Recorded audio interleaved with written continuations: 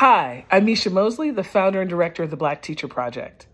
As always, I want to thank you all for your support of BTP. We're so excited to continue on and to enter a new season. It's still spring, but for many of us, it's the season of testing. It's a season of conference going. I'm at a conference now, right? And whether you're testing, you're going to conferences, whatever you might be doing, for many of us, spring break is over, but we still got to take care of ourselves. So I just want to remind folks about our pillar of wellness. And wherever you are, make sure that you take time for self and community care. And we emphasize both because it's not just about how we're doing individually, it's how we're doing as a community, whether that's the community in your school, in your neighborhood, in your family. Let's take care of ourselves and each other. It's springtime, so you might be outside, getting a little sun, a little vitamin D. Let's have it.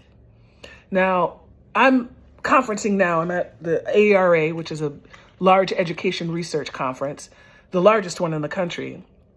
And one of the things that's bringing me such joy about being here this year is that AERA has been led by Black people for the last few years and will continue to be. And it brings me such joy because that was not the case when I first started coming over 20 years ago.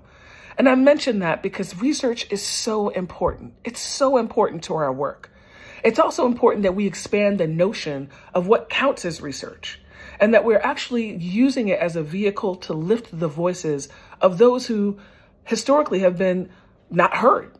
I want to shout out the work of Jessica Stovall, who has an article, Cycles of Fugitivity, talking about Black teachers in fugitive spaces, talking about some of the work of the Black Teacher Project, and that's out in Equity and Excellence in Education.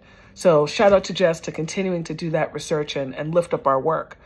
And I want to encourage folks, wherever you are, to make sure that you are using that inquiry mindset, that notion of discovery, whether it's with your students, in your classroom, or with yourself. We know that our work is under attack right now.